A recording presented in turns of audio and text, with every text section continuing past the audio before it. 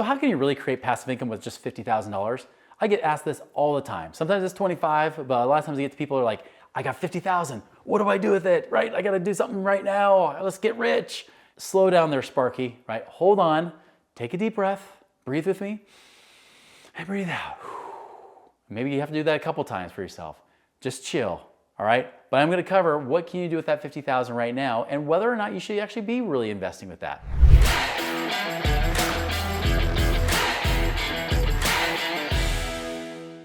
Okay, so first and foremost, if you got $50,000, one thing I would not count as possible investment money is your emergency savings account. Hopefully you're talking about 50,000 outside your emergency savings. I think you should have at least minimum 6 months of your expenses. So if your expenses are, say, $6,000 a month, you need to have $36,000 that you don't invest, you don't touch. You don't use that for investment. Now, if your expenses are $8,000 a month and 6 months are $48,000 and all you have is $50,000, just focus on your emergency reserves and build above and beyond that. Now, you might be asking, okay, Chris, but understand, like I got my money at the bank, it's paying me 0.nothing%, and then I get taxed on that 0.nothing% every year. Why is that worth it? And my answer to you is, I agree, it's not.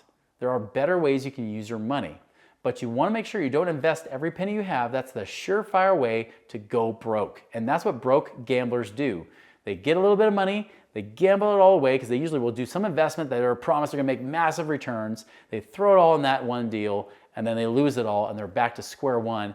And you're working your tail off, working your butt off every single day, hoping you can make that money back, and you've lost years of your life in labor and slaving away for that. That is not worth it. So here's what you can do. You could use a high yield savings account. Those are a very great option you can use where you can say, hey, I can take this money, put it over here, and make 3, 4, maybe even 5% interest on my money. I know I've got a Capital One savings account that pays me 4.25%. Not bad. Now I still get taxed on that 4.25%, but that's a lot better than the 0.1% that my bank is offering me today on my money in a savings account, right? So there are better ways to use your money. Now, if you've watched this channel enough, and if you haven't, like and subscribe to our Money Ripples channel because we talk a lot about this strategy called Max ROI Infinite Banking. That's another strategy you can use to get paid more than the bank, possibly even more than your high yield savings account, especially when you consider that it's tax-free. It's like a tax-free supercharged savings account. Yes, it uses life insurance, but the great news is it can be more guaranteed if you get the right kind of life insurance, like whole life insurance. But beyond the death benefit, you've got this tax-free savings account that is secured. It's guaranteed to make at least usually minimum 2 or 3%, sometimes more. And currently right now in this environment, they're paying closer to 6%. And that's 6% tax-free versus maybe making 4 or 5% taxable at your bank or a high yield savings account. So I personally, when I have my cash reserves, see, my wife, she wants $400,000 sitting on the sidelines. Now, you're probably thinking, if you have $50,000, you're thinking, man, if I had $400,000, what can I do with that? Believe me, I have had that thought too.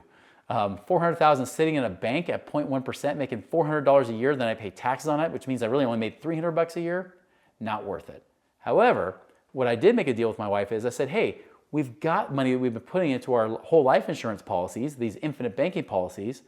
These are making us tax-free returns of over 5% a year. What if we do this? What if we keep $300,000 of that over here, and even if it makes 5%, that's $15,000 a year, not $300, but $15,000, and then we still keep $100,000 with the bank, making $100 a year, right? We make way more money, and we're way happier with that. And that gives us more money we can then use to invest later too. So that's the strategy I use to diversify my savings account, and you could do the same. By the way, if you want to learn more about that, go to moneyripples.com. And we've got, you can actually book a call on the infinite banking section right there. So that's a great way to do it. That Max ROI Infinite Banking strategy is an awesome way. And so if you are at the point where you just have emergency reserves, or maybe you only have $50,000, but not quite over $100,000 or $150,000 that I would recommend to invest if you try to do these investments. If you don't have at least $100,000 or $150,000, I would suggest go look at the Max ROI Infinite Banking. By the way, even if you have over $150,000, Infinite Banking is still awesome. It still works great, but it also means you have some other options as well. You have more options that you could get into for different investments and even diversify, which is what I recommend. That's the problem. If you have $50,000, we don't want you to just throw all your money in that one deal and then potentially lose it, especially if you don't know what you're doing with that money. So be sure you're careful. You keep that money safe, you keep it growing until you get it at least $100,000 plus, above and beyond what you have in your emergency savings account.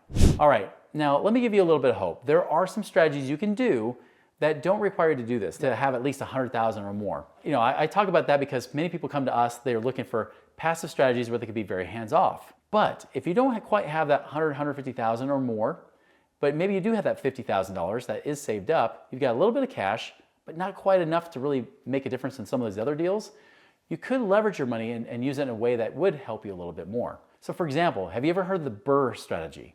And I don't mean like going to Minnesota and freezing your butt off on the ice, right? I'm not talking about that.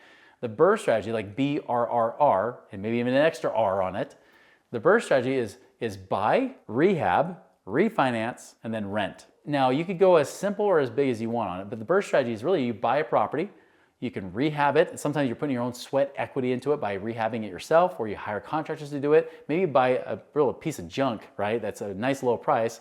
Get some people to help you rehab it, and you might have some instant equity in it. If you have some instant equity in that property, you can then refinance, even pull some of the extra cash out to give you more to invest, and then at the same time still rent that property so it can still pay for its mortgage payment. You get cash flow from that, and you got some extra cash you can go use to either do it again in another property or even do it somewhere else. The great thing is if you live in that property, you can put less money down. You can put that like 3% on an FHA loan versus 20% as an investor. So it means less money out of pocket, but more potential. Now just be aware, the numbers don't work out, don't just jump into that strategy. But that is a great way to put a little bit of sweat equity into it, combined with your 50,000 to make a lot more with that money.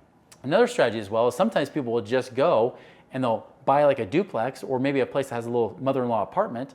They'll buy it for themselves to live in, and then they'll rent out that apartment or that basement, or they'll rent out that mother-in-law or whatever it might be to add additional income to pay for their mortgage payment for them. So it's a great way to earn some rental income, essentially live maybe rent-free or very low rent. That allows you to save up more money to build your savings faster to then invest in these other passive deals. So there are lots of great strategies you can do that way.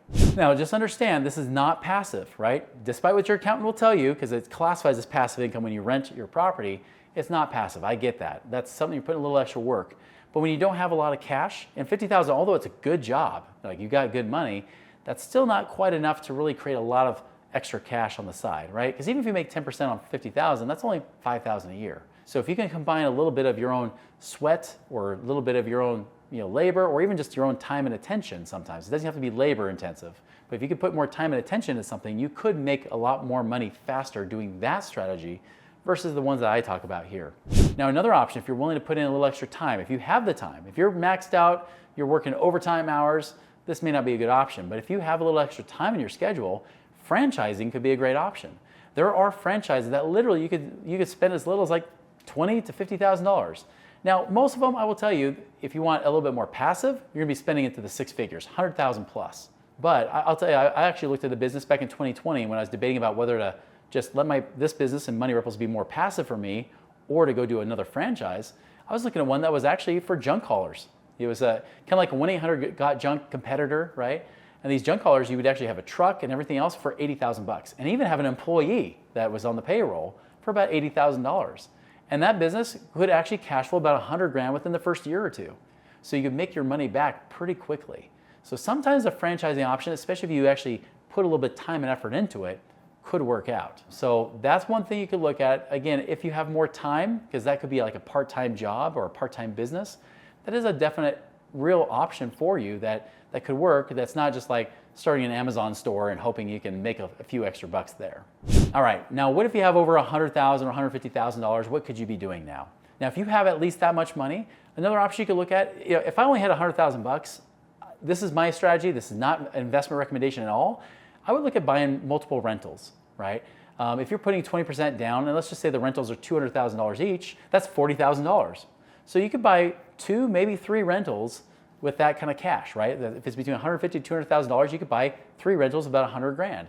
That would be, if you're just starting from nothing, that would be a safer option to go with, especially if you own the property. You could property manage it yourself. I personally am a horrible property manager. I would never do that for me. I would rather hire a property manager in that area. And here's another tip too. If you're gonna buy multiple properties, sometimes buying in multiple markets is a good idea too.